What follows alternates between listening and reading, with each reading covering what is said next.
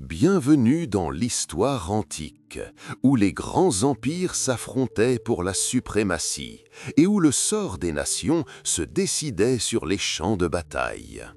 Aujourd'hui, nous voyageons dans le temps à la rencontre de l'un des chefs militaires les plus remarquables de tous les temps. Un homme dont le nom suscite encore admiration et respect. Qui était-il, ce guerrier énigmatique qui osa défier la ville éternelle, Rome, et faillit la renverser de son piédestal? Imaginez la Méditerranée au IIe siècle avant Jésus. Deux États puissants, deux géants engagés dans un combat à mort. D'un côté, Rome, une jeune république en pleine expansion, dont les légions avaient déjà conquis l'Italie et commencé leur expansion au-delà de ses frontières. De l'autre, Carthage, l'antique cité-État phénicienne, maîtresse des mers, dont les routes commerciales s'étendaient des côtes de l'Afrique du Nord à l'Espagne et à la Sicile. À cette époque, le monde était beaucoup plus petit, mais les ambitions des puissances étaient sans limite. C'est dans ce bouillonnement de passions politiques et militaires que naquit et grandit l'homme destiné à changer le cours de l'histoire. Il s'appelait Hannibal. Son enfance fut inextricablement liée à sa haine de Rome. On raconte que, très jeune, sous l'influence de son père, le célèbre général carthaginois Hamilcar Barca, Hannibal jura de ne jamais être un ami de Rome. Ce serment, peut-être forgé au sein du cercle familial, devint le fil conducteur de sa vie, déterminant son destin et celui des deux plus grandes civilisations de leur temps. Le chemin vers la gloire d'Hannibal ne commença pas en Italie, mais dans la péninsule ibérique, sur les terres espagnoles sous domination carthaginoise. C'est là, loin des regards des Romains, qu'il perfectionna ses compétences militaires, rassembla une armée et se prépara au choc décisif. L'Espagne devint le terrain d'essai de ses futures victoires. De là, depuis cette province lointaine, il lança son premier défi à Rome, déclenchant le conflit qui allait entrer dans l'histoire sous le nom de Seconde Guerre punique. Mais la véritable légende d'Hannibal n'est non pas dans les plaines espagnoles, mais lors de sa traversée audacieuse et incroyable des Alpes. Imaginez cette scène. Une vaste armée, composée non seulement d'infanterie et de cavalerie, mais aussi de troupes de combat, franchissant des cols impénétrables et enneigés pour s'enfoncer au cœur du territoire ennemi. Cet acte captivait l'imagination des contemporains et continue de fasciner les historiens aujourd'hui encore. La traversée des Alpes était plus qu'une simple manœuvre militaire, c'était un défi lancé à la nature elle-même, une démonstration de la volonté et du génie inébranlable du commandant. Arrivé en Italie, Hannibal ne perdit pas de temps. Ses premières batailles furent un véritable désastre pour les Romains. Sur la rivière Trébie, en 1771 avant Jésus-Christ, il remporta sa première grande victoire, démontrant aux Romains que leur méthode de guerre traditionnelle était impuissante face à son génie tactique. Ce n'était que le début. Puis eut lieu la bataille du lac Trasimène. Hannibal tendit une embuscade astucieuse, attirant l'armée romaine dans une gorge étroite, où elle fut complètement anéantie. Cette victoire fut si écrasante que les Romains furent pris de panique. Mais le couronnement de son génie militaire eut lieu à la bataille de Cannes, qui eut lieu en 1742 avant Jésus-Christ. Cette bataille est entrée dans les manuels d'histoire militaire comme un exemple d'encerclement et de destruction parfait de l'ennemi. Hannibal, malgré une armée numériquement inférieure, parvint à vaincre les Romains, tuant plus de 50 000 de leurs soldats. Après Cannes, Rome semblait condamnée. Hannibal était en Italie, son armée invincible, et la noblesse romaine était en proie à la peur. Cependant, au lieu de marcher directement sur Rome, Hannibal opta pour une stratégie différente. Il décida de prolonger la guerre, dévastant les territoires italiens et minant l'économie ennemie. Il espérait que les cités italiennes, mécontentes de la domination romaine, se joindraient à lui.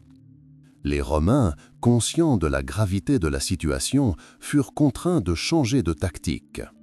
Les généraux agressifs, mais souvent inefficaces, furent remplacés par Fabius Maximus, surnommé le Lent. Sa stratégie consistait à éviter toute confrontation directe, affaiblissant l'armée d'Hannibal par la guérilla et le privant de ravitaillement. Cette tactique, bien qu'apparemment passive, se révéla extrêmement efficace.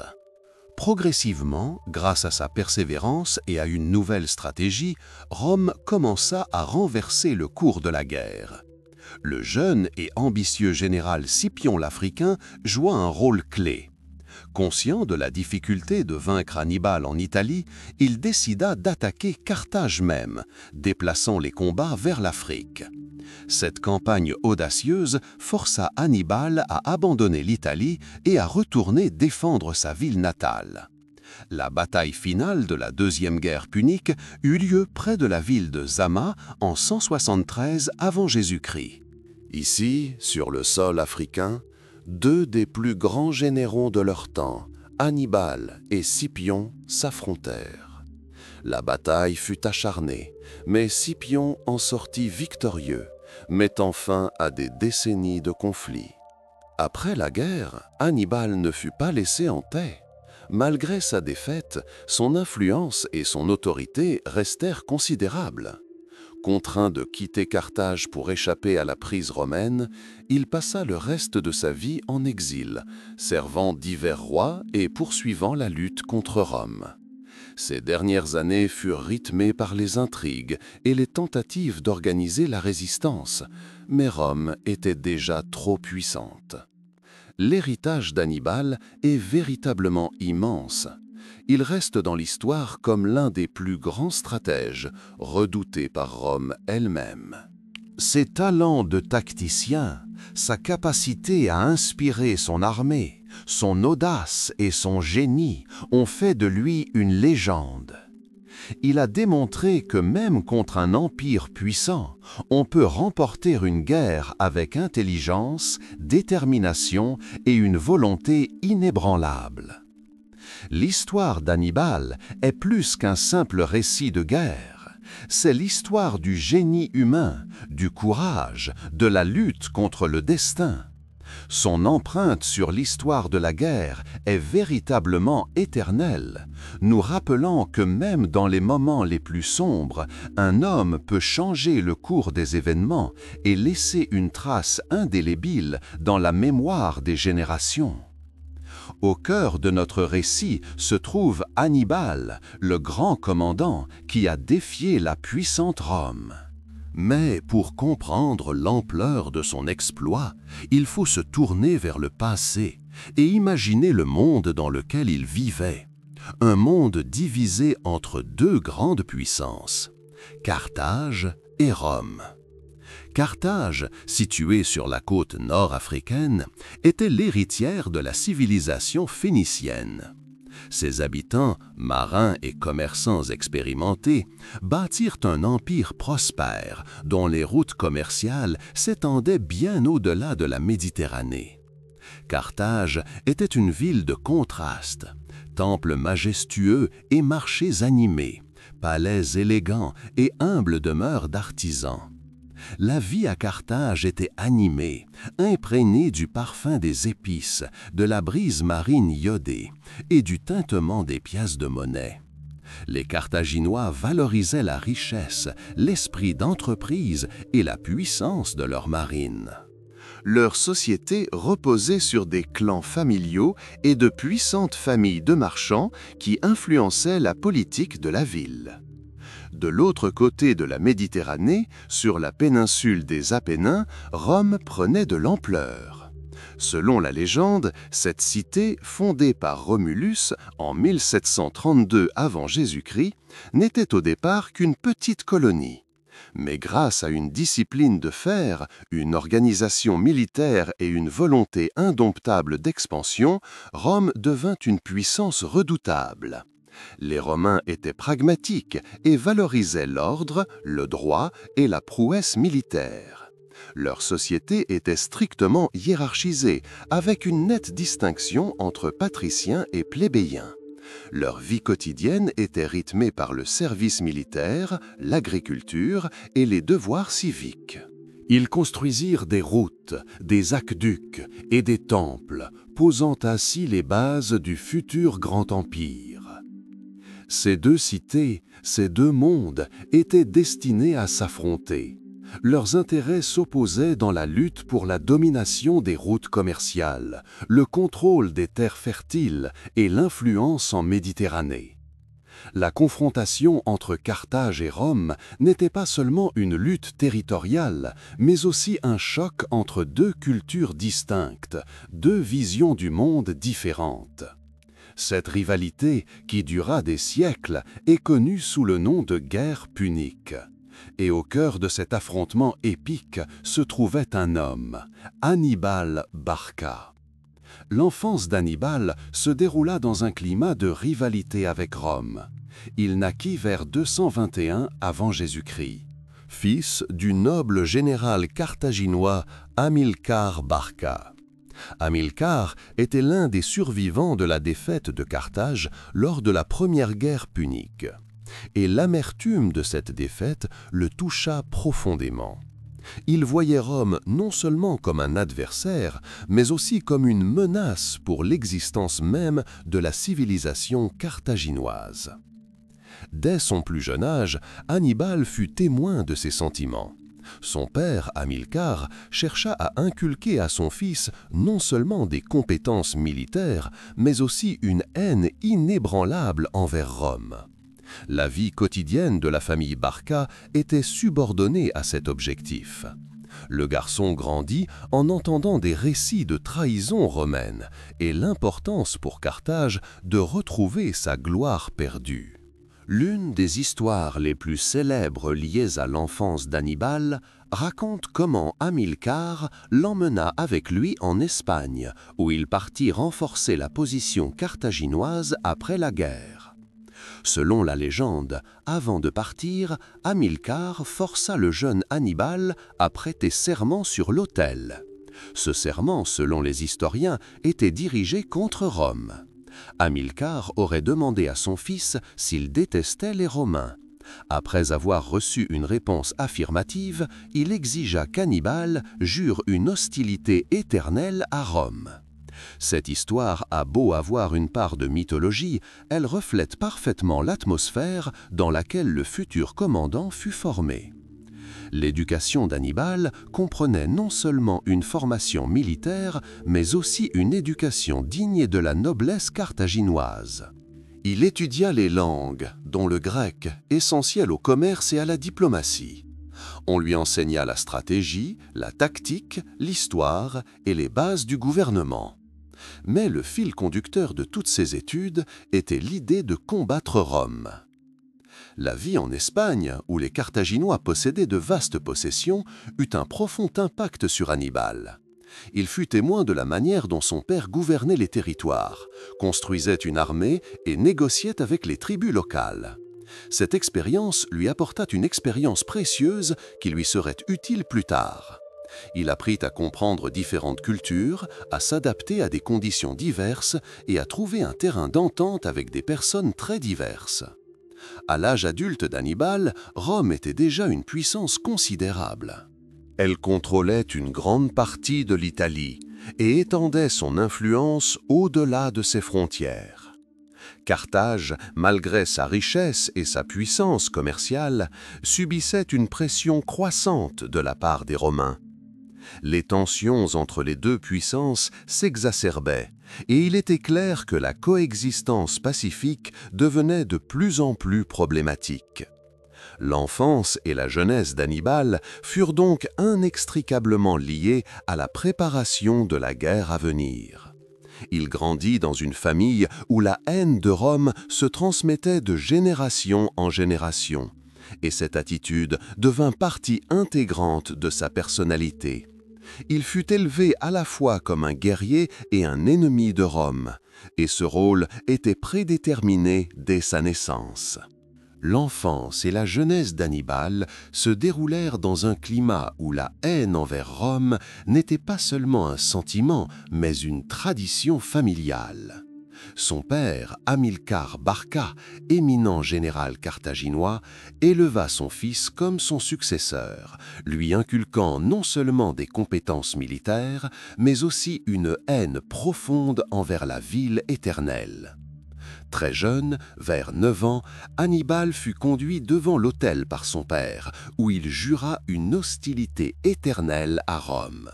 Ce serment, qui devint la pierre angulaire de sa vie, détermina son avenir. L'éducation d'Hannibal comprenait non seulement une formation militaire, mais aussi une éducation digne de la noblesse carthaginoise. Il étudia les langues, dont le grec, essentiel au commerce et à la diplomatie. On lui enseigna la stratégie, la tactique, l'histoire et les bases du gouvernement. Mais le fil conducteur de toutes ces études était l'idée de combattre Rome. La vie en Espagne, où les Carthaginois possédaient de vastes possessions, eut un profond impact sur Hannibal. Il fut témoin de la manière dont son père gouvernait les territoires, construisait une armée et négociait avec les tribus locales. Cette expérience lui apporta une expérience précieuse qui lui serait utile plus tard. Il apprit à comprendre différentes cultures, à s'adapter à des conditions diverses et à trouver un terrain d'entente avec des personnes très diverses. À l'âge adulte d'Hannibal, Rome était déjà une puissance considérable. Elle contrôlait une grande partie de l'Italie et étendait son influence au-delà de ses frontières. Carthage, malgré sa richesse et sa puissance commerciale, subissait une pression croissante de la part des Romains. Les tensions entre les deux puissances s'exacerbaient et il était clair que la coexistence pacifique devenait de plus en plus problématique. L'enfance et la jeunesse d'Hannibal furent donc inextricablement liées à la préparation de la guerre à venir. Il grandit dans une famille où la haine de Rome se transmettait de génération en génération, et cette attitude devint partie intégrante de sa personnalité. Il fut élevé à la fois comme un guerrier et un ennemi de Rome, et ce rôle était prédéterminé dès sa naissance. Après la mort d'Hamilcar en Espagne, le commandement des forces carthaginoises passa à son gendre, Hasdrubal le Bel, puis, après sa mort en 2020 avant Jésus-C, au jeune Hannibal. Malgré sa jeunesse, il possédait déjà une réputation de commandant talentueux hérité de son père. Hannibal entreprit de renforcer l'influence carthaginoise en Espagne par la diplomatie et la force militaire. Il excellait à trouver un terrain d'entente avec les tribus ibériques dont beaucoup étaient hostiles à Rome.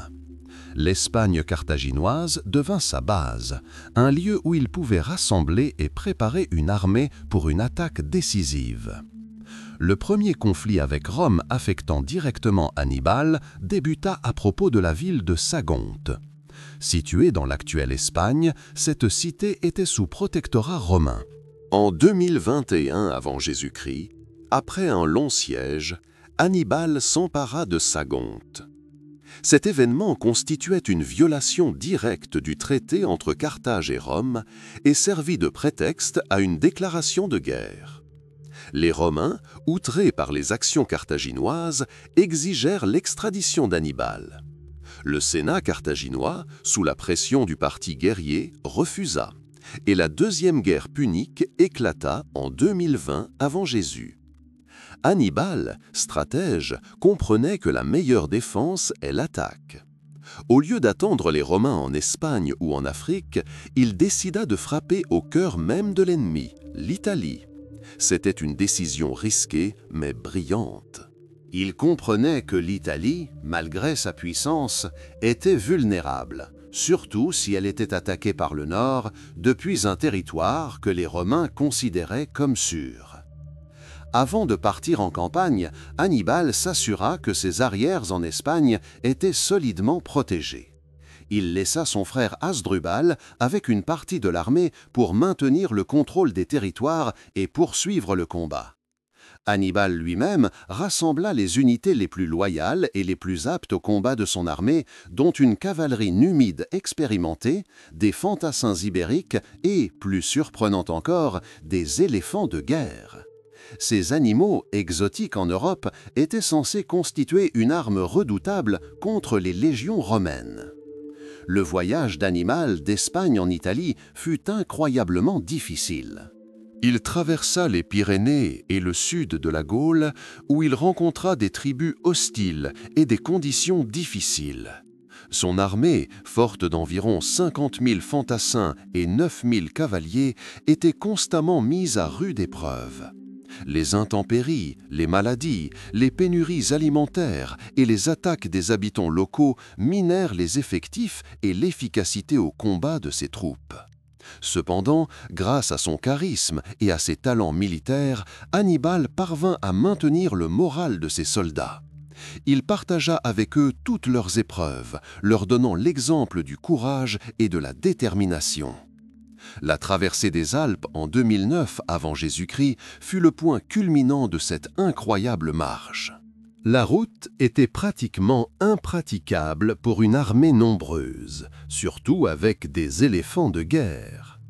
Hannibal choisit la route la plus difficile, mais, selon ses calculs, la plus inattendue. Il rencontra des conditions météorologiques difficiles: neige, gel, avalanche.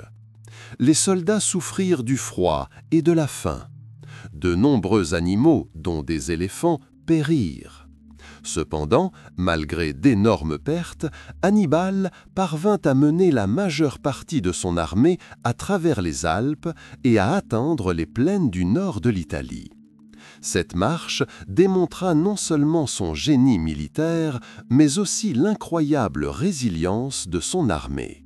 Lorsqu'Hannibal redescendit des montagnes, son armée était nettement plus réduite, mais son moral était au beau fixe, et son apparition sur le sol romain fut un véritable choc pour la ville éternelle.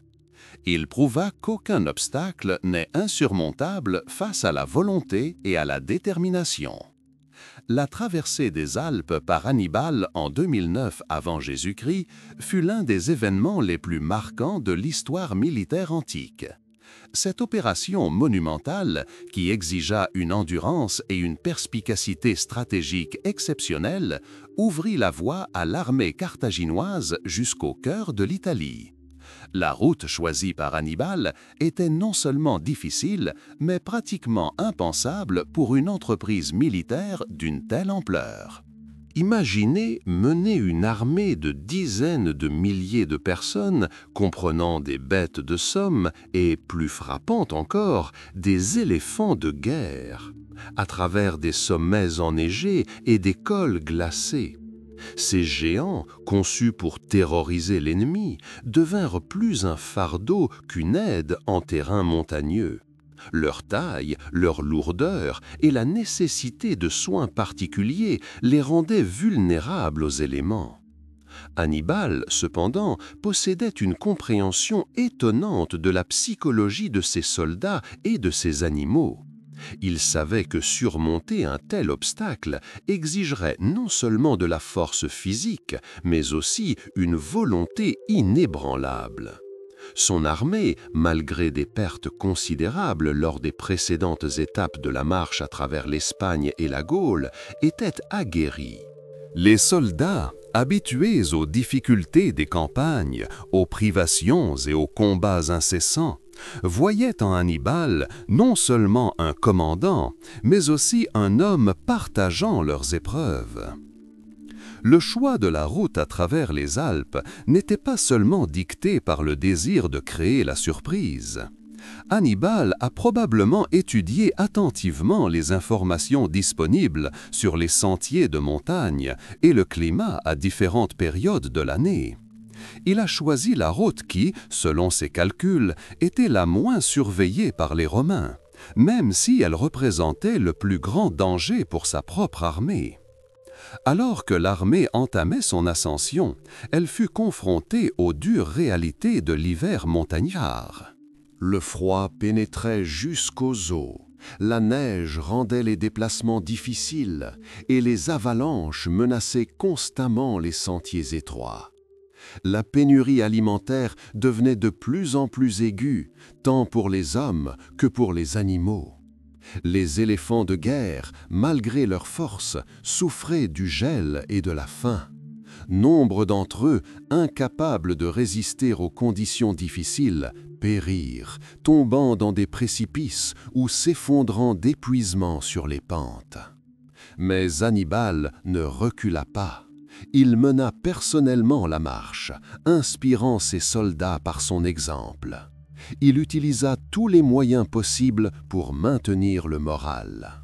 Peut-être eut-il recours à des gestes modestes mais significatifs, partager son dernier morceau de pain, leur prodiguer des mots d'encouragement, leur rappeler la gloire qui les attendait s'ils réussissaient. Chaque kilomètre parcouru, chaque col conquis était une petite victoire sur la nature et leur propre peur. La traversée des Alpes dura une quinzaine de jours. Durant ce temps, l'armée d'Hannibal fut réduite de moitié environ. Les pertes furent énormes, mais les survivants étaient encore plus forts. Ils avaient enduré une épreuve qui aurait brisé une armée moins résistante. Lorsque l'armée, épuisée mais invaincue, descendit dans les plaines du nord de l'Italie, ce fut comme un coup de tonnerre pour les Romains. L'arrivée d'Hannibal sur leur terre fut un véritable choc. Ils s'attendaient à la guerre, mais pas à une invasion aussi audacieuse et inattendue. Cette traversée des Alpes démontra non seulement le génie militaire d'Hannibal, mais aussi l'incroyable résilience de ses soldats. Elle prouva que la volonté humaine, renforcée par la détermination et un commandement habile, peut surmonter des obstacles apparemment insurmontables. Cette marche légendaire restera à jamais gravée dans les mémoires, comme un symbole de courage et de sophistication stratégique. Elle annonça le début de l'un des conflits les plus sanglants de l'histoire antique. Après la légendaire traversée des Alpes, l'armée carthaginoise d'Hannibal se retrouva en Italie du Nord. Cette invasion surprise jeta Rome dans le désarroi. Cependant, malgré ses succès, Hannibal dut consolider son avantage et remporter une victoire décisive. L'objectif était d'engager l'armée romaine déjà en pleine progression. En 171 avant Jésus-Christ, près de la rivière Trébie, eut lieu la première grande bataille entre Carthaginois et Romains.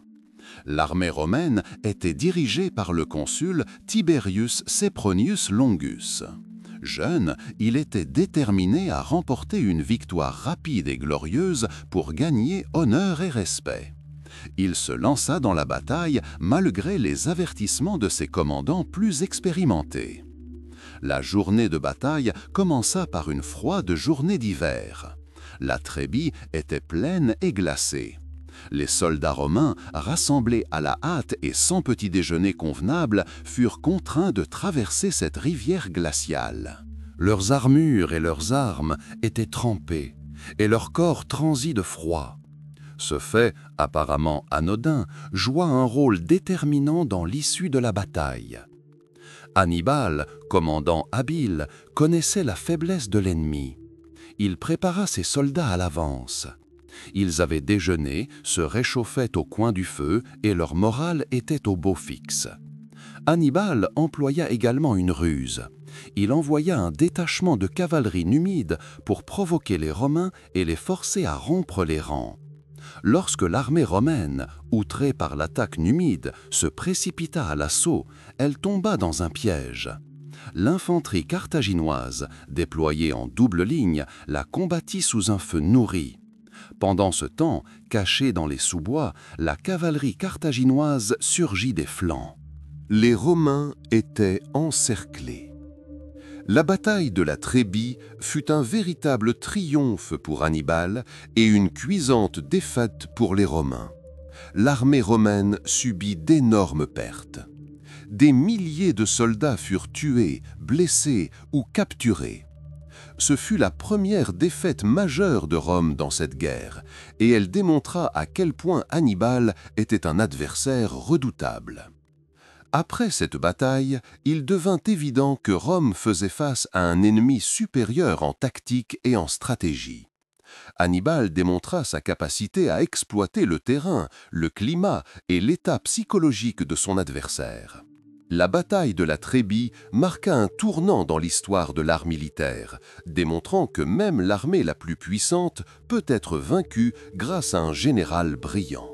Ce succès inspira Hannibal à poursuivre ses actions en Italie.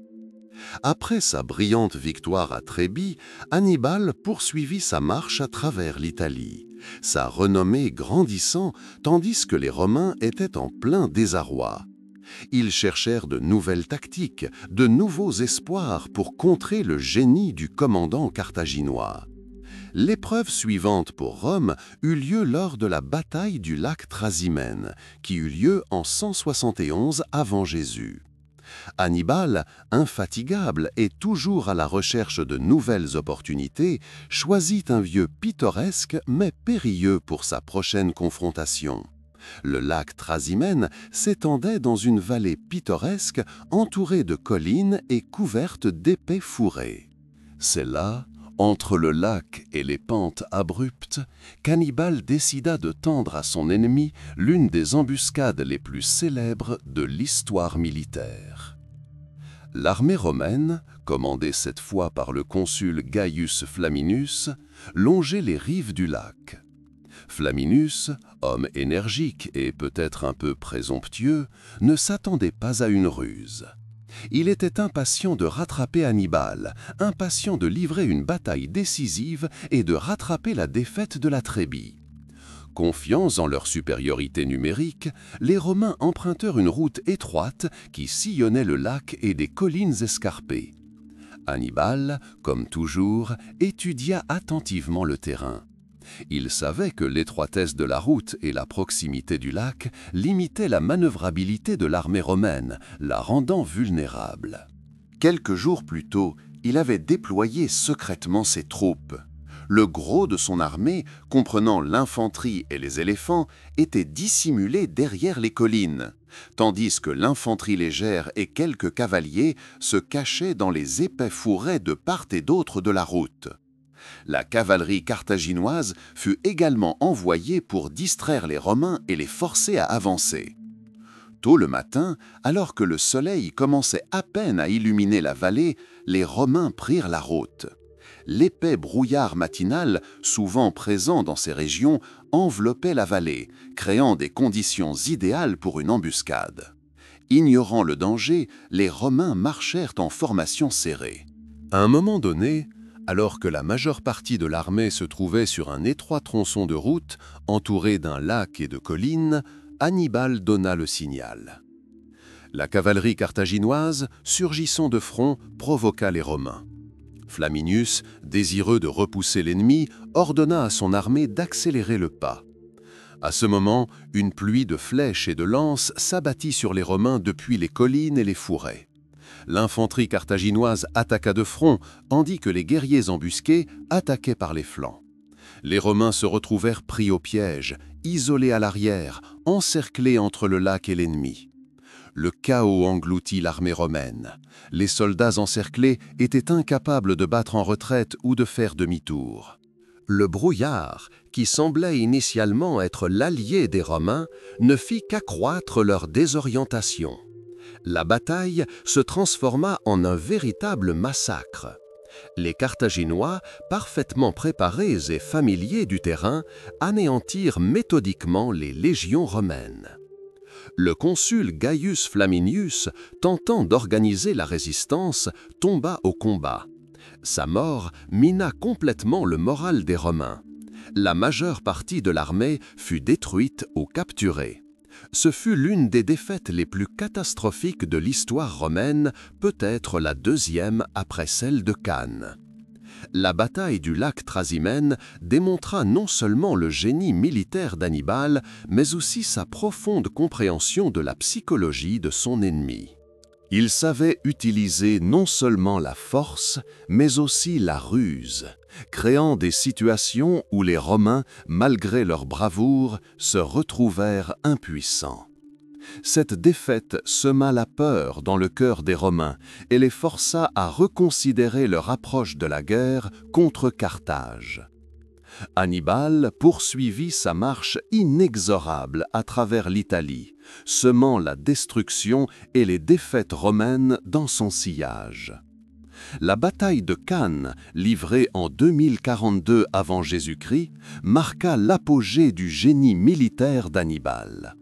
Parmi les batailles les plus importantes de l'Antiquité, elle démontra sa profonde maîtrise de la tactique et de la stratégie, ainsi que sa capacité à exploiter à son avantage les conditions les plus défavorables. Après d'impressionnantes victoires à la Trébie et au lac Trasimène, Hannibal poursuivit sa marche en Italie et les Romains comprirent enfin l'ampleur de la menace. Le Sénat décida de rassembler une armée massive, estimée à 80 000 fantassins et 6 000 cavaliers, pour mettre fin définitivement à la menace carthaginoise.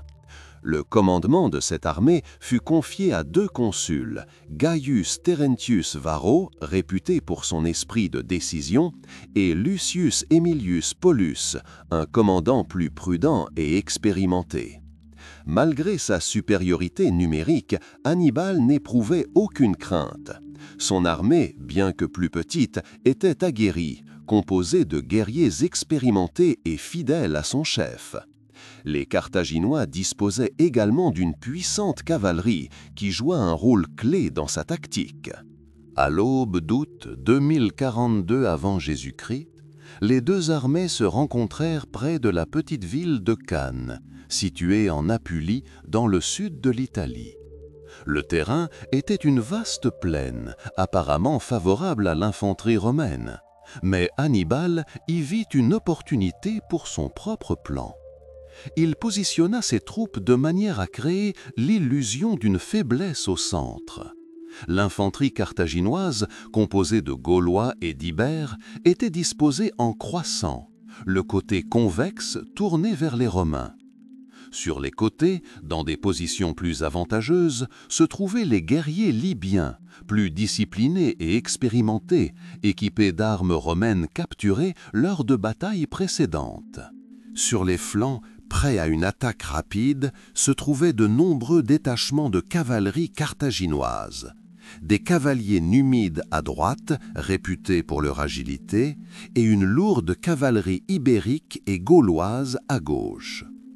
Les Romains, confiants en leurs forces, déployèrent leur armée en une formation dense et dense. Les consuls décidèrent d'utiliser toute la puissance de leur légion, s'appuyant sur la charge et la résilience de l'infanterie romaine.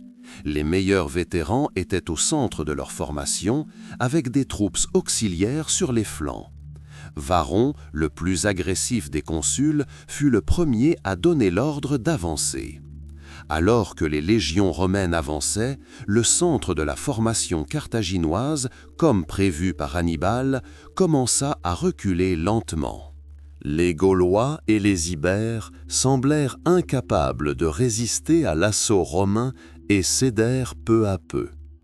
Voyant cela, les Romains consolidèrent leurs rangs, cherchant à percer les défenses ennemies.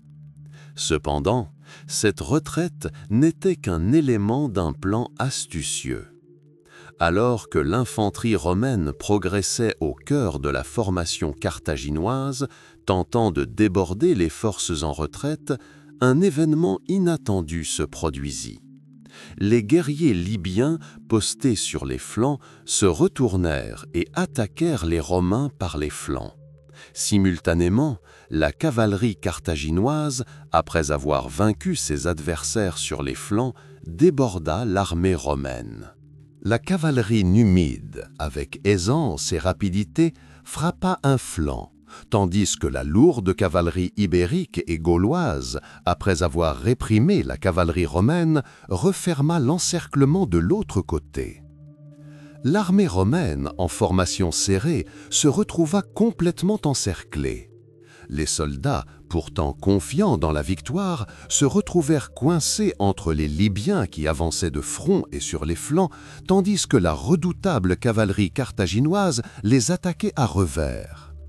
Dans l'exiguïté et le chaos engendrés par l'encerclement, les Romains furent incapables d'utiliser efficacement leurs armes, de combattre, ni même de se déployer. La bataille de Cannes dégénéra en un massacre monstrueux. Les Carthaginois, agissant de manière coordonnée et méthodique, commencèrent à anéantir les légions romaines. Hannibal, observant la bataille depuis une colline, démontra sa parfaite maîtrise de la situation. Il dirigea habilement ses forces, saisissant chaque occasion d'infliger un maximum de dégâts à l'ennemi. Les pertes romaines furent astronomiques. On estime qu'elles allaient de 50 à 70 000 soldats romains, dont le consul Lucius Aemilius Paulus. Malgré ses tentatives de résistance, Gaius Terentius Varron fut contraint de fuir le champ de bataille. Ce fut l'une des défaites les plus cuisantes de l'histoire romaine, instillant une peur durable dans le cœur des Romains et devenant un symbole du génie militaire d'Hannibal. Les historiens militaires étudient encore la tactique d'Hannibal à Cannes. Sa capacité à exploiter le terrain, la psychologie de l'ennemi et divers types de troupes, notamment la cavalerie, pour créer un double encerclement est devenu un exemple classique d'art militaire. Cette bataille marqua l'apogée de sa carrière en Italie, démontrant que même contre un ennemi numériquement supérieur, la victoire peut être obtenue grâce à l'intelligence, à la ruse et à une exécution impeccable. Après son triomphe à Cannes, qui semblait annoncer une victoire imminente, Hannibal se trouva confronté à un choix stratégique difficile. Il se trouvait au cœur du territoire ennemi, en Italie, où son armée, bien qu'aguerrie, était loin de ses frontières, et Rome, malgré sa défaite écrasante, demeurait une puissance considérable. Au lieu de marcher sur Rome, entreprise extrêmement risquée, Hannibal opta pour une tactique de longue haleine. Son objectif n'était pas tant de conquérir la ville que de saper sa domination sur ses alliés. Il comprenait que la République romaine reposait sur des alliances avec de nombreuses cités et tribus italiennes. S'il parvenait à les gagner, Rome se retrouverait isolée et ses ressources épuisées. C'est pourquoi Hannibal entama son avancée à travers le sud de l'Italie. Il ne recherchait pas de bataille rapide et décisive, préférant assiéger les villes restées fidèles à Rome et persuader ou contraindre celles qui hésitaient à faire défection. Durant cette période, la vie italienne se poursuivit aussi normalement que la guerre le permit. Les paysans continuèrent à cultiver leurs terres malgré la menace constante des raids. Les villes vaquaient à leurs occupations quotidiennes, mais avec un certain malaise. Le commerce souffrit, certes, mais ne cessa pas complètement. Les autorités romaines, remises du choc de Cannes, commencèrent à reconsidérer leur stratégie. Il était clair que les affrontements directs avec l'armée d'Hannibal étaient désormais extrêmement dangereux. Hannibal, pour sa part, chercha à se présenter non seulement comme un conquérant, mais aussi comme un libérateur du joug romain. Il respecta les coutumes des peuples conquis, s'efforça de ne pas perturber leurs pratiques religieuses et préserva autant que possible leur autonomie. Cela lui permit de gagner la sympathie de la population locale. Cependant, malgré sa conquête de certaines cités, comme Capoue, deuxième ville d'Italie, et de nombreuses communautés samnites et apuliennes, Hannibal ne parvint pas à rompre complètement avec Rome et ses alliés. De nombreuses cités, malgré la menace, voire la défection de leurs voisins aux Carthaginois, restèrent fidèles à Rome. Leur loyauté était renforcée non seulement par la crainte de représailles romaines, mais aussi par des liens commerciaux de longue date. L'armée d'Hannibal, composée de peuples divers, Numides, Ibères, Gaulois et Libyens, était également en difficulté. Elle manquait de renforts et de ressources réguliers de Carthage. Le gouvernement carthaginois, inquiet de l'accession au pouvoir de son commandant et peu disposé à consacrer toutes ses ressources à la campagne d'Italie, n'envoya qu'une aide limitée. Hannibal dut donc compter principalement sur ce qu'il pouvait trouver en Italie et sur le recrutement de mercenaires locaux, une ressource peu fiable. Pendant ce temps, Rome, bien qu'affaiblie, ne capitulait pas. Sa force résidait dans sa ténacité et sa capacité à se relever après une défaite. Malgré l'horreur causée par Cannes, le Sénat ne négocia pas avec Hannibal. Au lieu de cela, il recourut à une nouvelle tactique qui acquit bientôt son nom et devint un symbole de la force d'âme romaine. Cette nouvelle stratégie visait à épuiser l'ennemi, à le priver de la capacité d'infliger de nouveaux coups dévastateurs et à reprendre progressivement le contrôle des territoires perdus.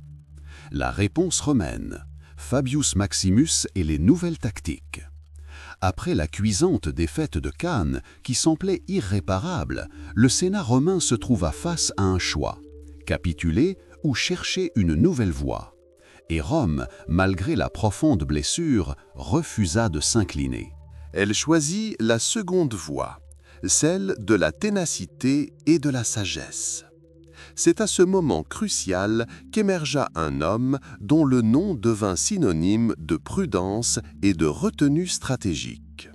Quintus Fabius Maximus Verrucosus. Il fut surnommé Concator, signifiant lent. Ce surnom, initialement donné avec une pointe de dédain, devint plus tard une marque de respect pour sa brillante stratégie. Fabius Maximus était un chef militaire expérimenté, fort de sa longue carrière et de ses fonctions consulaires. Il comprenait parfaitement qu'un affrontement direct avec l'armée d'Hannibal, aguerrie au combat et dirigée par un brillant général, serait désormais suicidaire. L'armée romaine devait se reconstruire et repenser ses tactiques. Fabius Maximus proposa une approche de la guerre radicalement différente. Sa stratégie consistait à éviter les batailles rangées, à épuiser l'ennemi par de brèves escarmouches, à couper ses lignes de ravitaillement et, progressivement, à reconquérir les territoires perdus. L'idée de Fabius Maximus était simple, mais elle exigeait une discipline et une patience incroyables. Il comprenait qu'Hannibal, se trouvant en terre étrangère, avait besoin d'un approvisionnement constant en vivres et en renforts. Privé de ses ressources, sa puissante armée commencerait à s'affaiblir. C'est pourquoi les troupes de Fabius Maximus suivirent Hannibal à travers l'Italie, tout en gardant une distance de sécurité. Elles n'engagèrent au combat que si elles bénéficiaient d'un avantage certain. Elles brûlèrent les champs, empoisonnèrent les puits et détruisirent les villages qui auraient pu servir d'abri ou de source de ressources aux Carthaginois. Ainsi, l'armée d'Hannibal, malgré des victoires locales, se retrouva enfermée dans une sorte de cage dorée. Elle pouvait se déplacer, mais ne trouvait pas de nourriture et était incapable de porter un coup décisif.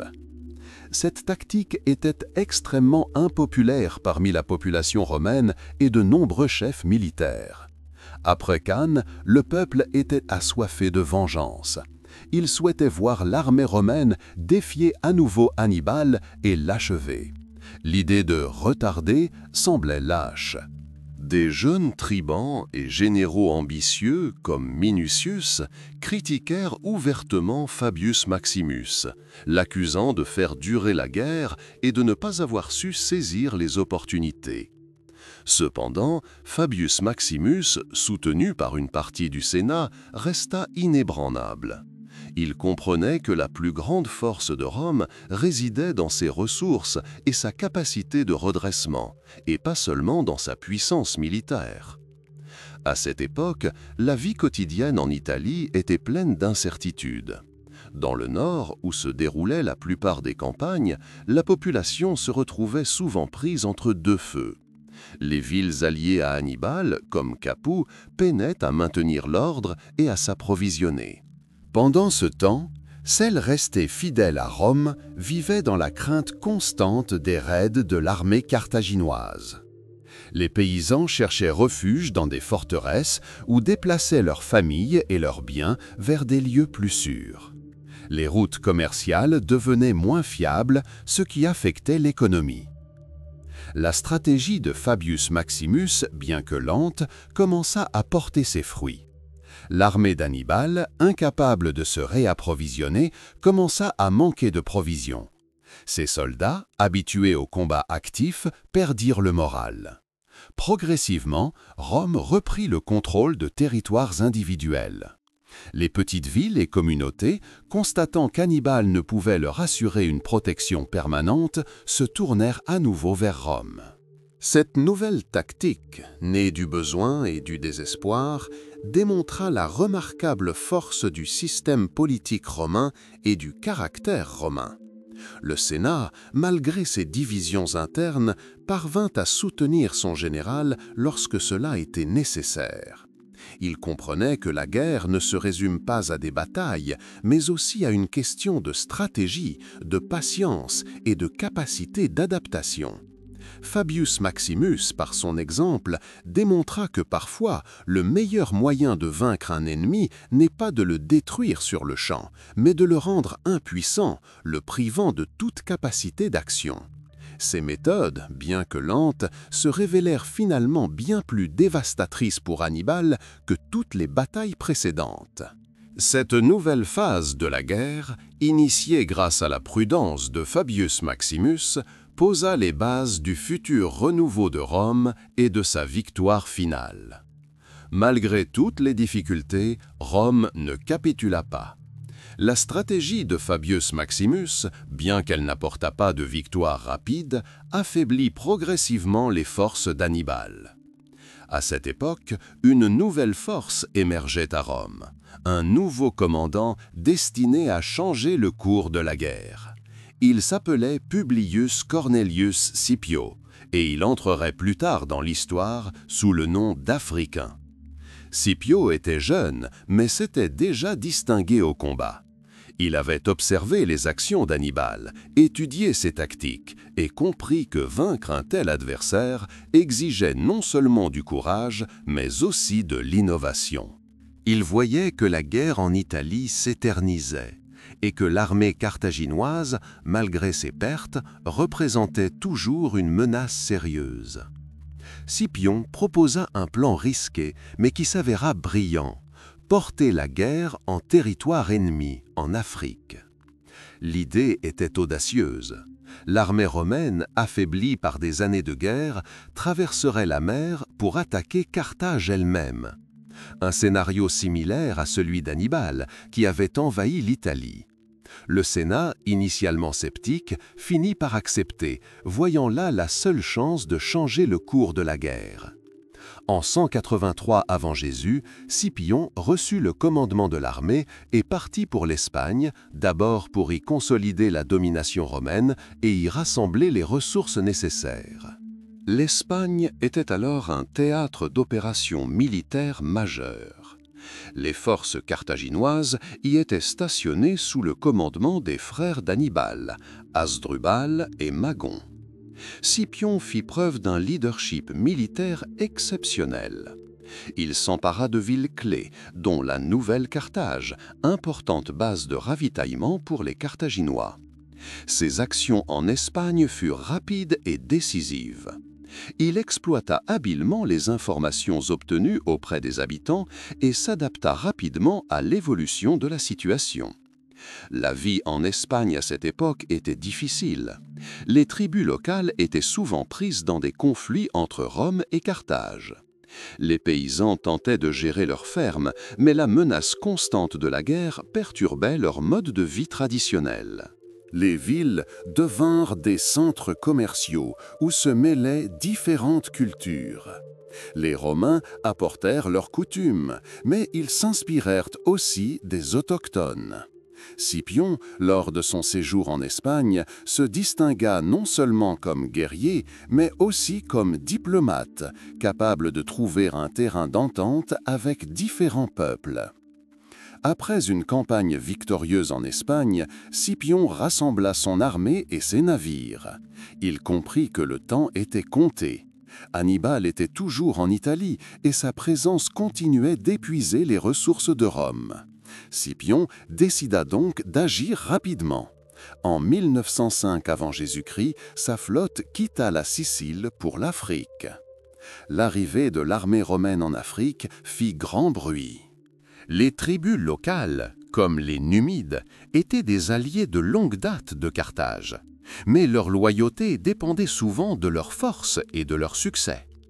Scipion commença par tenter de rallier à sa cause le plus puissant des rois numides, Massinissa. Ce fut une manœuvre diplomatique majeure. Massinissa, voyant que les Romains étaient prêts à combattre sur le sol africain, décida de faire défection. Ce fut un immense succès pour Scipion, car la cavalerie numide comptait parmi les plus redoutables d'Afrique du Nord. Scipion entama sa campagne avec prudence, mais aussi détermination. Il évita les affrontements directs avec les importantes armées carthaginoises, préférant attaquer leurs approvisionnements et affaiblir leur position. Il comprit que l'objectif principal était Carthage elle-même, mais pour y parvenir, il devait d'abord sécuriser ses arrières et s'assurer le soutien des forces locales. Il assiégea et captura de petites villes, démontrant ainsi sa force et sa détermination. Carthage, menacée, fut contrainte de rappeler Hannibal d'Italie. Ce fut un moment décisif. Hannibal, qui avait combattu victorieusement pendant tant d'années en terre étrangère, devait désormais retourner dans sa patrie pour la défendre. Il arriva en Afrique, rassemblant le reste de ses forces et recrutant de nouveaux soldats. La tension montait. Les deux camps se préparaient à la bataille finale qui déciderait du sort de la deuxième guerre punique. Scipion, soutenu par Massinissa et sa cavalerie numide, était prêt pour la bataille décisive. Il choisit le champ de bataille en fonction du terrain et de la disposition de ses troupes. Son armée était bien organisée et ses soldats étaient inspirés par la perspective de la victoire sur leur sol. L'armée carthaginoise, bien que composée de guerriers expérimentés, était affaiblie par des années de guerre et la nécessité de se défendre. Cette nouvelle phase de la guerre, menée par Scipion l'Africain, démontra la résilience et la capacité d'adaptation de Rome. Les Romains ne se contentèrent pas de se défendre, ils passèrent à l'offensive, portant la guerre en territoire ennemi. Cette stratégie audacieuse et clairvoyante marqua un tournant dans la guerre. Scipion, suivant l'exemple d'Hannibal, employa des tactiques innovantes et démontra que même dans les circonstances les plus difficiles, la victoire était possible. Sa campagne d'Afrique devint l'un des exemples les plus marquants du génie militaire romain. C'est à cette époque, alors que la guerre atteignait son paroxysme et que le sort de Carthage était en jeu, qu'Hannibal, le grand commandant, se vit contraint de rentrer dans sa patrie. Il avait quitté les terres italiennes où il avait passé plus de 15 ans, remportant victoire et semant la peur dans le cœur des Romains.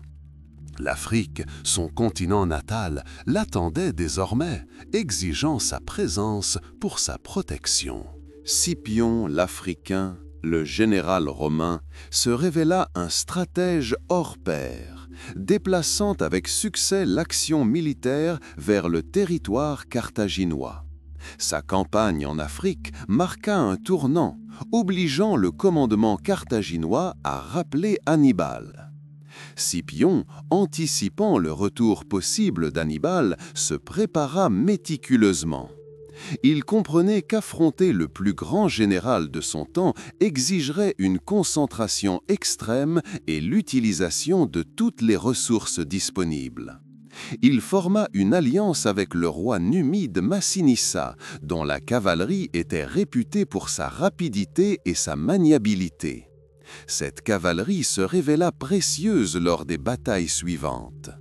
Scipion choisit le lieu de la bataille décisive, une plaine près de la ville de Zama, également connue sous le nom de Zama Regia. Ce lieu n'était pas choisi au hasard. Il offrait un large espace de manœuvre à la cavalerie et permettait également à l'infanterie romaine de se déployer en formation de combat. À son arrivée en Afrique, Hannibal se trouva confronté à une tâche difficile. Son armée, bien qu'aguerrie, était moins nombreuse que celle de Scipion. De plus, il dut recruter de nouveaux soldats, y compris des recrues inexpérimentés. Néanmoins, Hannibal jouissait d'une autorité incontestée parmi ses troupes, et sa présence inspirait confiance. Il comptait également sur le soutien de la noblesse et du peuple carthaginois.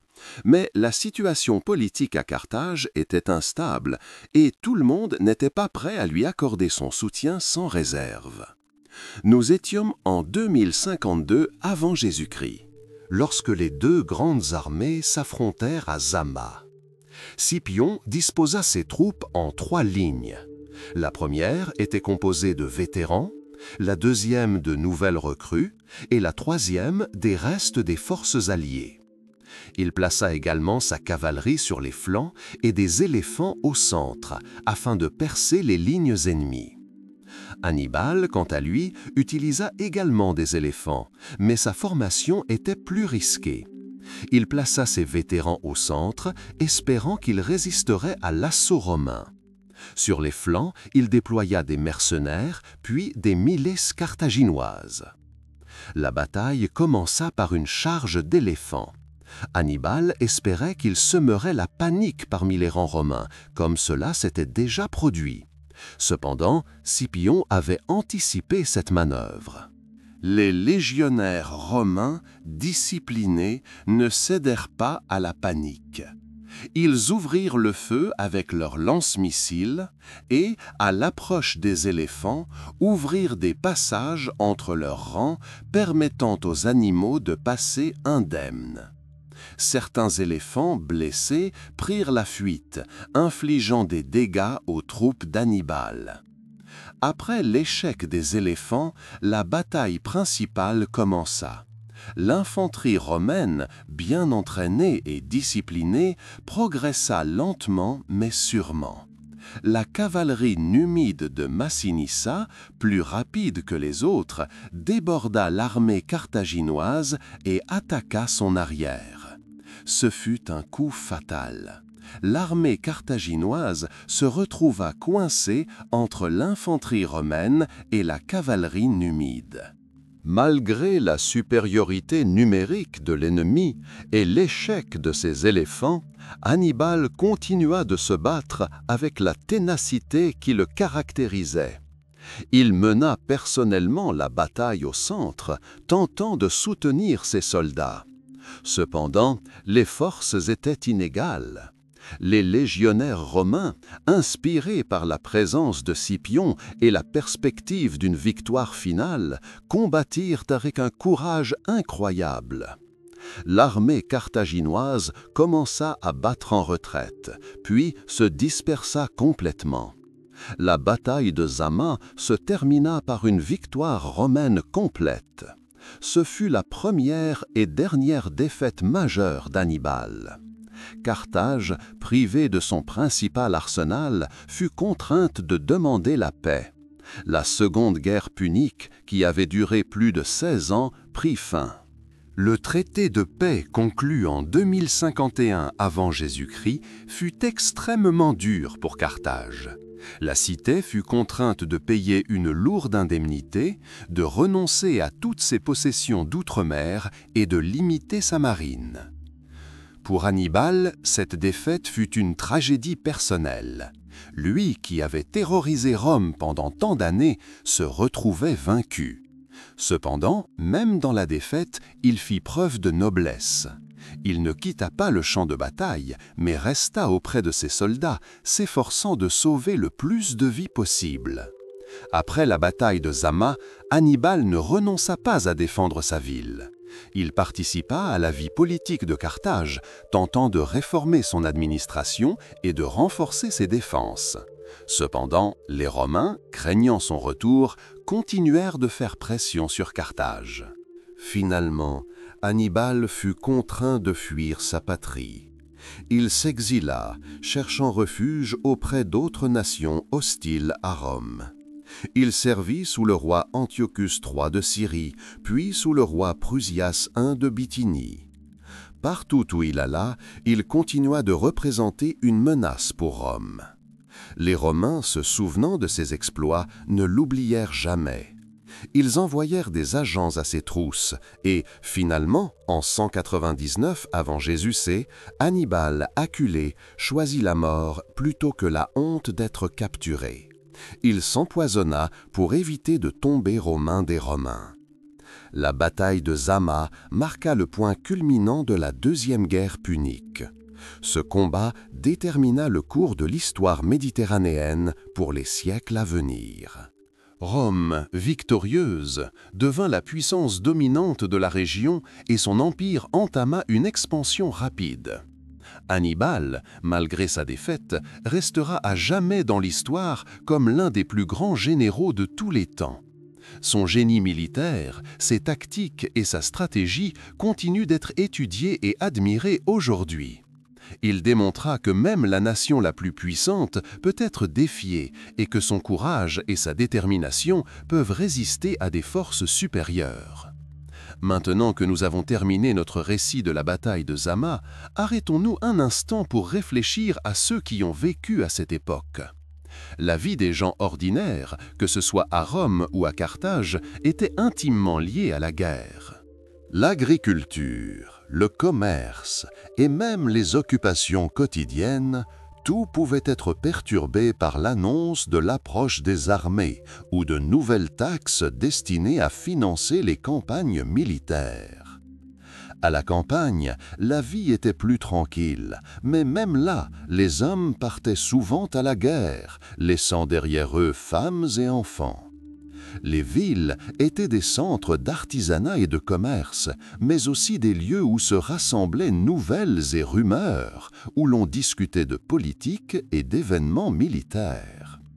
À cette époque, la nourriture était simple, mais nutritive. L'alimentation de base était composée de céréales, blé, orge et millet. On cuisinait du pain et du porridge à partir de ces céréales. On consommait également des légumes, des fruits et des légumineuses. La viande était consommée rarement, principalement lors des fêtes. On buvait de l'eau, du vin coupé d'eau et des boissons à base de lait fermenté. Les vêtements étaient simples, faits de laine et de lin. Les femmes portaient des tuniques et des manteaux, tandis que les hommes portaient des tuniques et des toges. Les maisons étaient petites, souvent composées d'une seule pièce, avec un foyer pour chauffer et cuisiner. Malgré les difficultés, les gens trouvaient le temps de se divertir. Festivals, compétitions sportives et représentations théâtrales étaient organisées. Les rituels religieux occupaient une place particulière, accompagnant tous les événements importants de la vie des individus et de la société. La foi en les dieux et leur protection faisait partie intégrante de la vie. La guerre, bien sûr, laissait des traces. La menace constante d'une attaque, la nécessité de se mobiliser, les pertes, tout cela crée des tensions. Mais en même temps, les victoires apportaient de la fierté et renforçaient le sentiment d'appartenance. Les Romains, par exemple, étaient réputés pour leur discipline et leur résilience, façonnée en partie par des guerres constantes. Ils croyaient en leur destin et en leur droit de gouverner le monde. Les Carthaginois, en revanche, étaient davantage tournés vers le commerce et la navigation. Leur société était plus cosmopolite, mais aussi plus sujette aux conflits internes. Leur puissance militaire reposait sur des troupes de mercenaires et une marine puissante. Leur culture, plus éclectique, absorbait les influences de divers peuples méditerranéens. La Seconde Guerre punique fut une épreuve pour les deux nations qui les transforma à jamais. Pour Rome, ce fut une époque d'émergence comme grande puissance, tandis que pour Carthage, ce fut une période de déclin et de perte d'indépendance. Hannibal, figure centrale de ce conflit, devint un symbole de la résistance carthaginoise et de son destin tragique. Son histoire est celle du génie, de la résilience et, finalement, de la défaite face aux forces inexorables de l'histoire. Mais même après la chute de Carthage, l'héritage d'Hannibal perdura. Son nom devint synonyme de grand commandement militaire. Ses tactiques furent étudiées et appliquées pendant des siècles. Les Romains, malgré leur victoire, n'oublièrent jamais la peur qu'il inspirait. Ils savaient qu'ils avaient affronté un adversaire dont ils ne pourraient peut-être plus jamais rencontrer l'égal. L'histoire d'Hannibal est bien plus qu'un récit de guerre.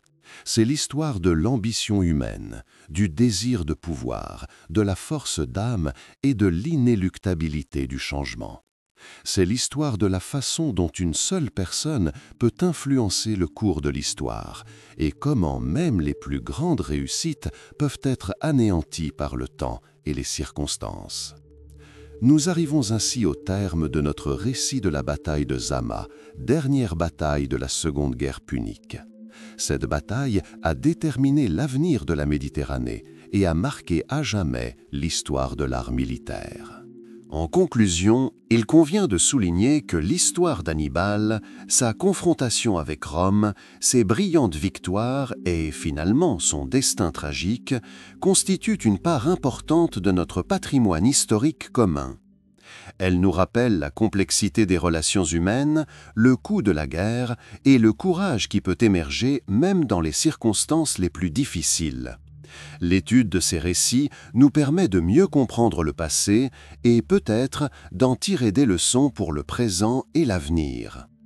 Ainsi, après la bataille de Zama, qui mit fin à la longue et éprouvante Seconde Guerre punique, la vie d'Hannibal Barca entra dans une nouvelle phase, non moins dramatique, mais totalement différente. La guerre qui avait si longtemps défini son existence était terminée. Carthage, épuisée et vaincue, fut contrainte d'accepter les dures conditions de paix imposées par Rome. Hannibal, autrefois la terreur de toute la Méditerranée, se retrouva désormais dans une situation qui exigeait non pas des talents militaires, mais un sens aigu de la diplomatie et surtout la capacité de survivre dans un monde transformé. Les Romains, malgré leur victoire, ne pouvaient oublier la crainte que cet homme leur avait inspirée. Ils savaient qu'Hannibal resterait une menace potentielle tant qu'il vivrait. C'est pourquoi l'une des conditions du traité de paix était le démantèlement de la flotte de Carthage, d'une vaste étendue de territoire, et, plus important encore pour Hannibal, l'interdiction de mener une politique étrangère indépendante. De plus, les Romains exigeaient la reddition d'Hannibal lui-même. Cependant, les Carthaginois, malgré leur humiliation, refusèrent cette mesure. Ils forcèrent Hannibal à démissionner de toute fonction publique et à restreindre son influence politique. Hannibal, homme d'honneur et fidèle à sa famille, ne pouvait rester à Carthage, sachant que sa présence pourrait engendrer de nouveaux conflits. Il comprenait que ses ambitions, son désir de grandeur, qui l'avait autrefois mené à des victoires, étaient désormais la cause de sa défaite. En 1950 avant Jésus-Christ, environ un an après la bataille de Zama, Hannibal décida de quitter sa ville natale. Ce fut une décision difficile, dictée par la nécessité. Il s'exila. Sa première étape fut Antiochus III, roi de l'Empire séleucide, qui s'étendait à l'est. Hannibal espérait y trouver du soutien et l'occasion de poursuivre la lutte contre Rome, quoique à une échelle plus modeste. Il arriva à Antioche, capitale de l'Empire, et fut accueilli avec honneur. Antiochus, désireux d'étendre son territoire et de défier l'influence romaine, voyait en Hannibal un allié précieux. Cependant, malgré l'enthousiasme du roi, l'action militaire menée par Hannibal n'apporta pas le succès escompté. Les Romains, dotés d'une organisation et d'une discipline supérieure, réussirent à l'emporter sur les forces d'Antiochus. En 946 avant Jésus-Christ, après la défaite d'Antiochus à la bataille de Magnésie, Hannibal se retrouva dans une situation difficile. Après cette défaite, Hannibal fut contraint de chercher refuge à nouveau. Il s'installa en Arménie où il servit de conseiller au roi Artachès Ier. Là, selon certains récits, il participa à la construction de la ville d'Artachat, qui devint la nouvelle capitale de l'Arménie. C'était une période de calme relatif, durant laquelle Hannibal put se consacrer à d'autres activités que la guerre. On dit même qu'il contribua au développement de la culture et de l'État arménien. Cependant, cette paix fut temporaire pour lui. Les Romains surveillaient attentivement ses déplacements. En 939 avant Jésus, alors qu'Hannibal se trouvait en Bithynie, sur la côte de la mer Noire, il apprit que les Romains l'avaient enfin rattrapé. Craignant qu'Hannibal ne s'allie à nouveau à un ennemi, les Romains envoyèrent une ambassade pour exiger son extradition. Hannibal, conscient de n'avoir nulle part où fuir et refusant de tomber vivant aux mains de ses ennemis, prit une décision désespérée. Il s'empoisonna, qu'il emportait toujours sur lui, dit-on, en cas de catastrophe. Cela se passa en 1138 avant Jésus. Hannibal avait environ 65 ans. Sa mort marqua la fin d'une époque. L'homme qui avait tenu la puissante Rome dans la crainte pendant tant d'années, qui avait traversé les Alpes et remporté de brillantes victoires, mourut en exil, loin de sa patrie. Ces dernières années furent marquées par une anxiété constante, la recherche d'un refuge et la prise de conscience que ses rêves de grandeur carthaginoise étaient restés insatisfaits. La vie d'Hannibal en exil, malgré sa fin tragique, nous offre également un aperçu de la vie quotidienne de cette époque du point de vue de l'élite. On imagine comment, en tant que grand commandant, il était désormais contraint de dépendre de l'hospitalité et des intrigues politiques des rois. Ses interactions avec les dirigeants, ses conseils militaires, sa participation à la construction de villes, tout cela suggère que, même en exil, il demeura une figure active et influente. Le quotidien de l'entourage d'Hannibal était sans doute tendu. Il vivait dans un monde où la guerre était une menace constante et où les alliances politiques pouvaient s'effondrer du jour au lendemain. Serviteurs, gardes du corps et courtisans furent tous témoins de ces dernières années, de son combat contre le destin. Pour eux, il était peut-être plus qu'un simple exilé, mais un rappel de sa gloire passée et de la fragilité du pouvoir. Des détails intéressants, mais peu choquants de ces dernières années incluent ses tentatives d'appliquer ses connaissances à la construction et à la fortification. Par exemple, les récits sur son implication dans la planification de l'Arménie ou la manière dont il conseillait les rois sur les questions militaires révèlent sa polyvalence.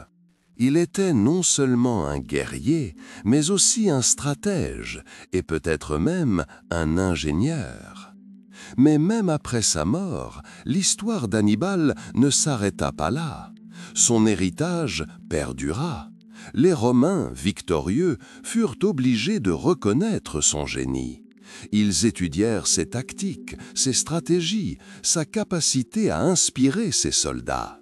Son nom devint synonyme de grand commandant, craint et respecté.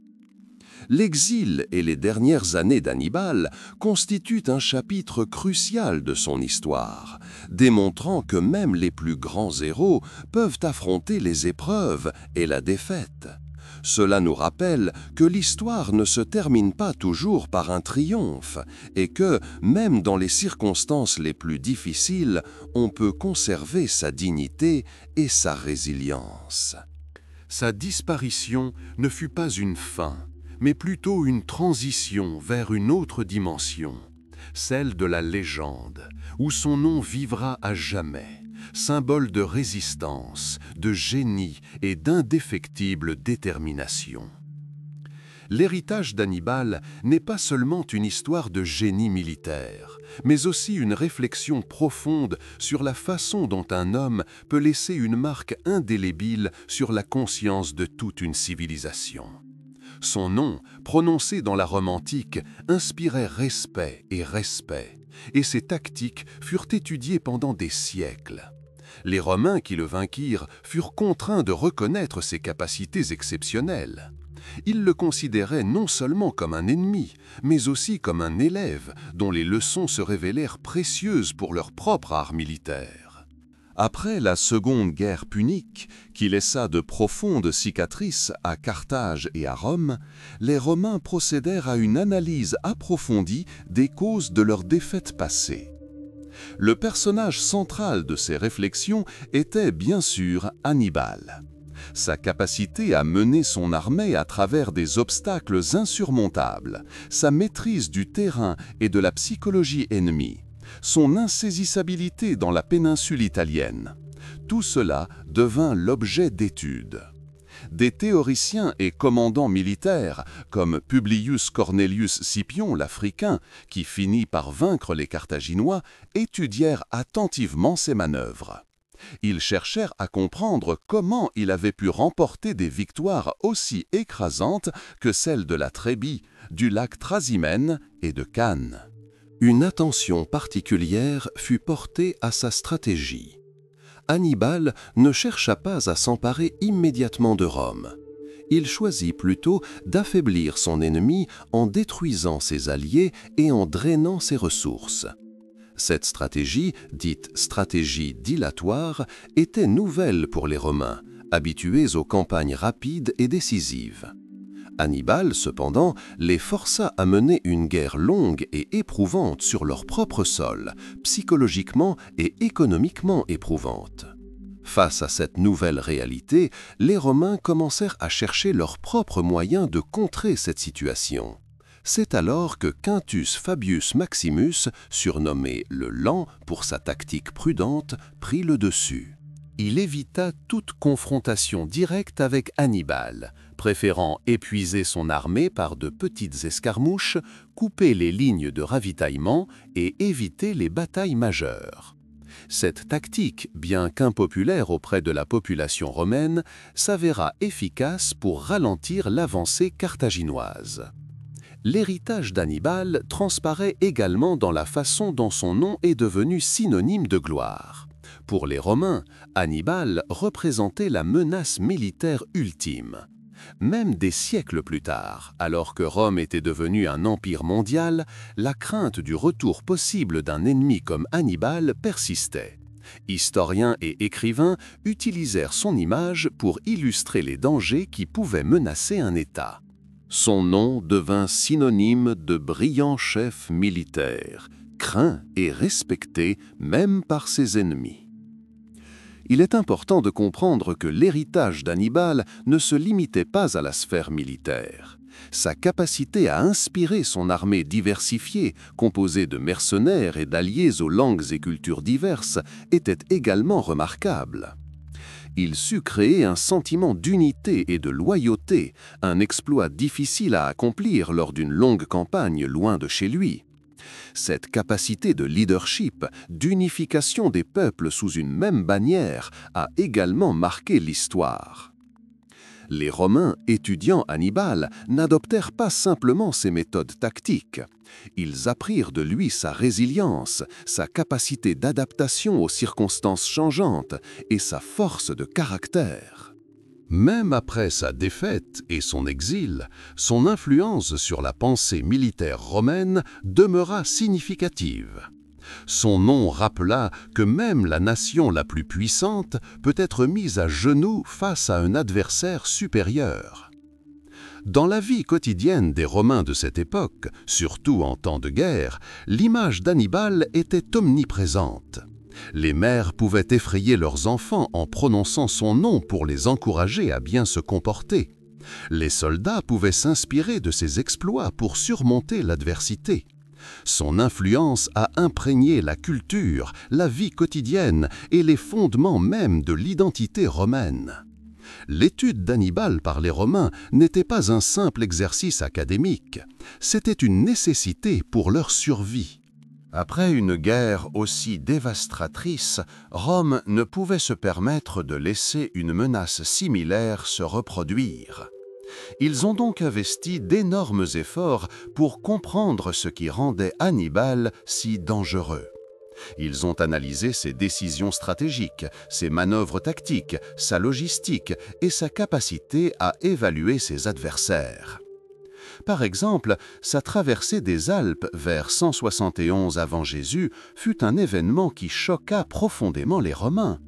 Personne ne s'attendait à ce qu'une armée, comprenant des éléphants de guerre, puisse franchir une telle barrière naturelle. Cela démontrait sa détermination et sa volonté de recourir à l'extrême pour atteindre ses objectifs. Face à cela, les Romains comprirent que leur ennemi opérait en dehors de leur conception habituelle de la guerre. Les batailles de la Trébie, 2023 avant Jésus-Christ, et du lac Trasimène, 2022 avant Jésus-Christ, furent particulièrement instructives. Lors de ces batailles, Hannibal recourut à des embuscades et des feintes astucieuses qui causèrent des pertes catastrophiques aux Romains. Par exemple, au lac Trasimène, il attira l'armée romaine dans un piège le long des rives, où elle fut complètement encerclée et anéantie. Cela démontra aux Romains qu'ils ne pouvaient pas compter uniquement sur leur nombre et leur force. Ils devaient développer des approches tactiques plus subtiles et plus souples. La bataille de Cannes, 2019 avant Jésus-Christ, marqua l'apogée de son génie militaire. Hannibal, avec une armée numériquement inférieure, parvint à encercler et à détruire une force romaine plus importante.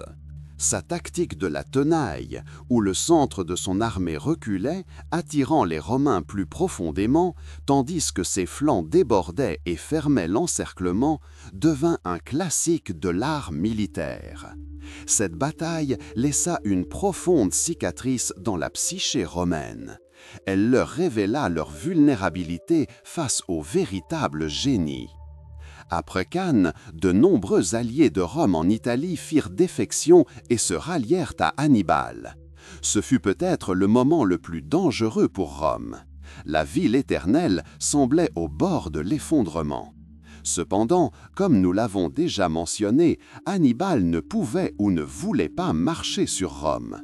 Cette décision reste sujette à débat parmi les historiens. Peut-être manquait-il d'armes de siège suffisantes, craignait-il de renforcer les défenses de la ville, ou poursuivait-il sa stratégie visant à affaiblir la République romaine par le biais de ses alliés? L'influence d'Hannibal sur Rome fut si grande que son nom entra dans la culture romaine.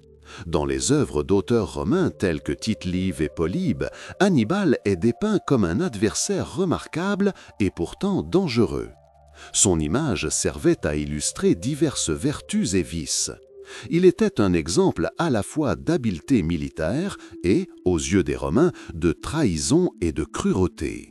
Même après son expulsion de Carthage et ses dernières années passées à errer et à tenter de résister à Rome, son héritage perdura.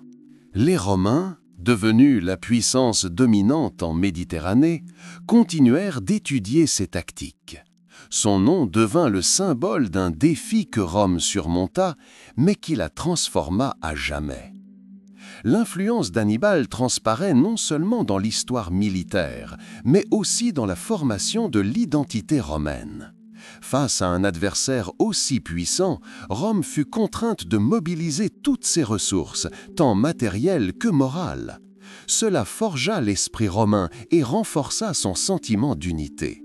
La victoire sur Hannibal devint l'un des piliers de la fierté nationale romaine.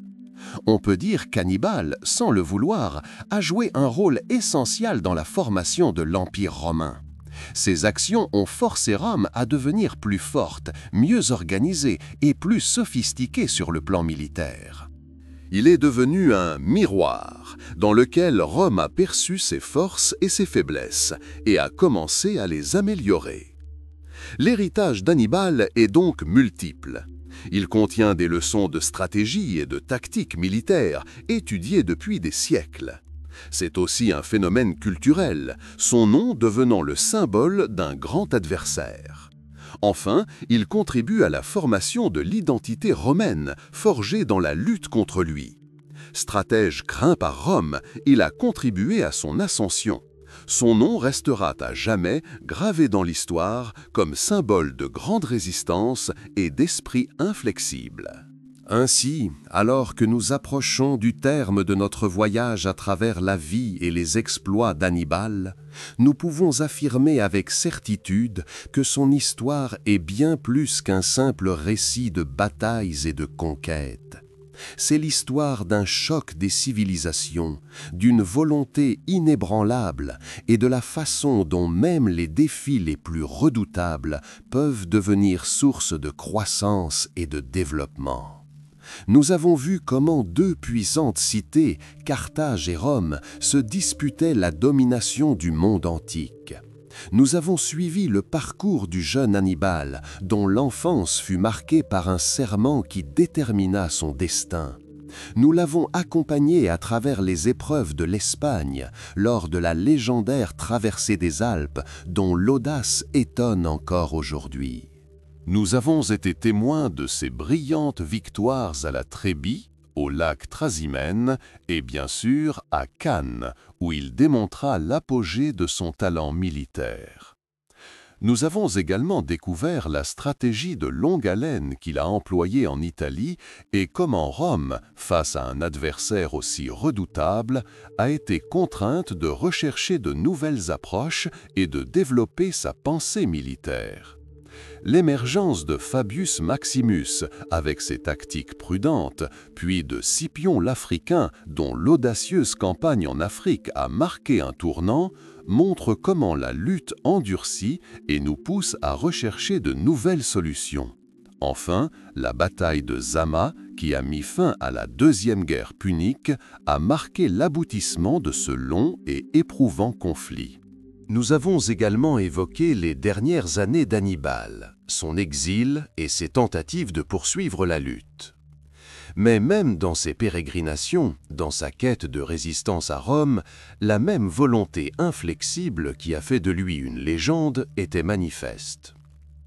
Ainsi, en repensant à ce parcours, nous constatons que l'héritage d'Hannibal s'étend bien au-delà des victoires et des défaites militaires. Il est devenu le symbole d'un défi que Rome a surmonté, mais qu'il a changé à jamais. Face à un tel adversaire, Rome a dû mobiliser toutes ses ressources, tant matérielles que morales. Cela a forgé l'esprit romain, renforcé son sentiment d'unité et est devenu l'un des piliers de sa fierté nationale.